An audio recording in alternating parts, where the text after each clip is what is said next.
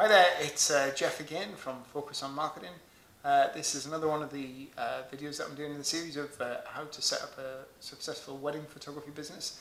And this one covers Facebook. Now, Facebook is a fantastic platform for wedding photography. And the reason being is obviously Facebook is one of the biggest, or it's the biggest social media platform on the planet. So there's more people on Facebook than any other form of social media.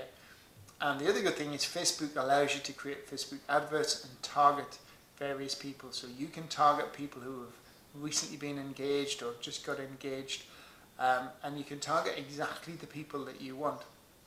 So you can target them in your particular area who's interested in wedding, and you can also target people who are interested in premium brands as well. So the people who are interested in premium brands like Jimmy Choo, Tiffany's, Ralph Lauren, Michael Kors, stuff like that.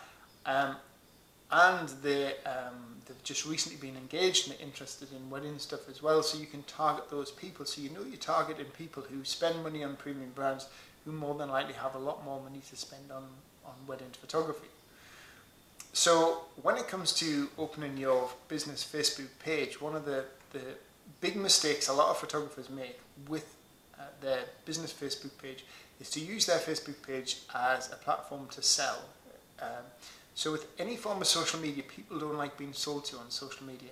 The key of social media is in the name, it's social, so people like to read, they like to tell stories, they like stuff that's informative and useful, don't like to be sold to.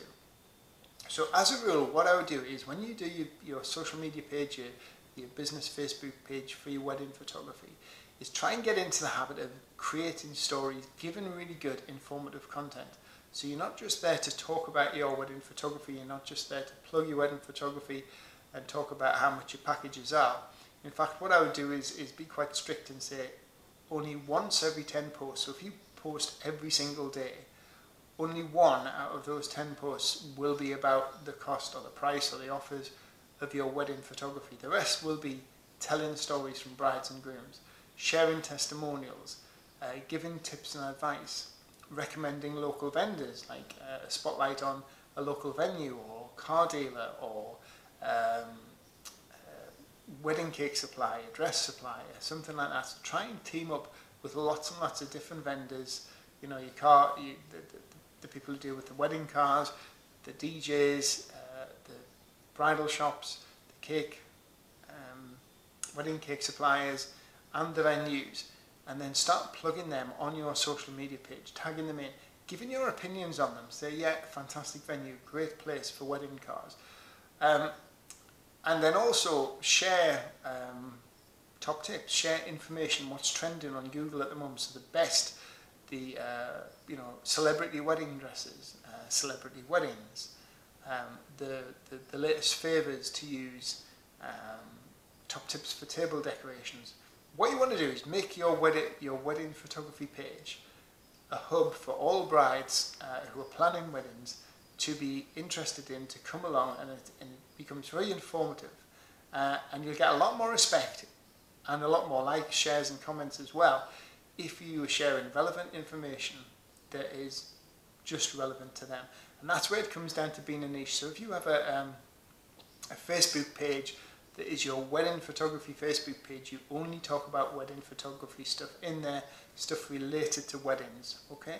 So you don't post commercial photography images in, you don't put your landscape images in, right? Because what you want to do, you want to be, if you want engaging content, if you want people to be interested in what you do, you need to be talking to that audience about something that they like and something that they find interesting. And obviously if they choose to follow your wedding photography page, then you need to be talking about things that have got to do with weddings. So it's quite easy if you do landscapes and if you do commercial stuff, well, create other social media platform pages to talk about those. That will become a different niche. But just on your Facebook page, if it's a wedding page, just talk about your wedding photography stuff. Another thing to do is be careful about when you post as well. Obviously Facebook is quite current, so you need to get likes and comments on there straight away, because the more likes and comments you get at the beginning of the post, the bigger the organic reach will be. So the more Facebook will send your post out to more people. Because at the moment, Facebook organic reach is very small, so you get in between sort of like 1 and 5% of your actual number of followers will actually see your post. However, if you get a post that's engaging, so you write some really good content that people like, and they start liking it and commenting, then the Facebook algorithm will realize that this is very relevant content and more people should see it. So it then opens that post out to more people. So what you want to do is try and get your post out at a time when you think people are going to be looking. Now, obviously, if you, as a wedding photographer, your prospective clients are probably just going to be in your local area, maybe a 50-mile radius or something. So you don't have to worry too much about time zones like I do, working with people all around the world. So it's all reflective in your local time zone. So 3 of the best times to post on social media is first thing in the morning. A lot of people, the first thing they do as soon as they get out of bed, as soon as they wake up, is check their mobile phone. So maybe between 7 and 8 a.m. The next time is lunchtime, because a lot of people who go to work are not allowed to use the phones during the day or don't get a chance to scroll through the phones and look at the social media.